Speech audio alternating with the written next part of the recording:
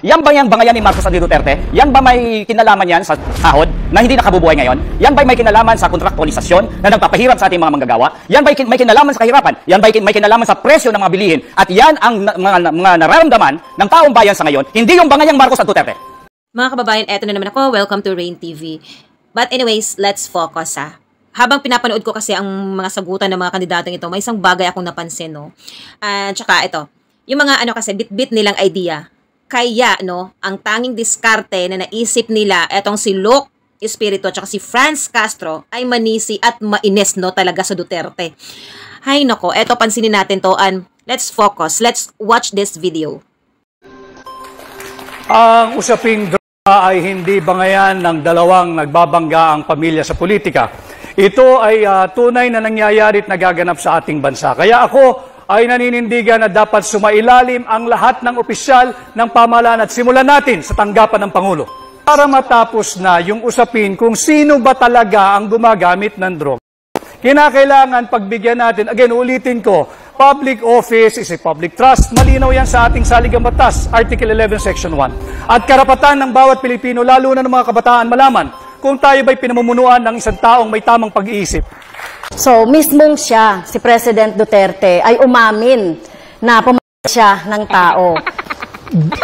Gigil na gigil kang kasuhan si Pangulong Duterte at ako ng mga kaso na hindi mo kami maliling.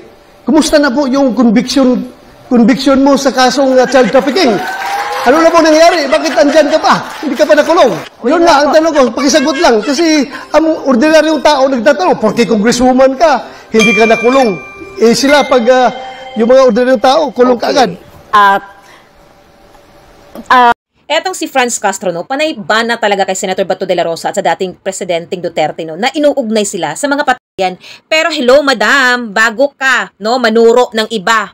Kumusta naman ang sarili mong record? 'Di ba? Ikaw mismo ay may sariling kasong kidnapping, may conviction na 'yon, 'di ba? Ang tanong, may moral ascendancy ka bang manisi kung siya, ikaw mismo, may mabigat na kaso? Ikaw mismo, Franz Castro, 'di ba? May napatunayang kasalanan sa batas. Tingnan mo muna kasi ang sarili mo, 'di ba?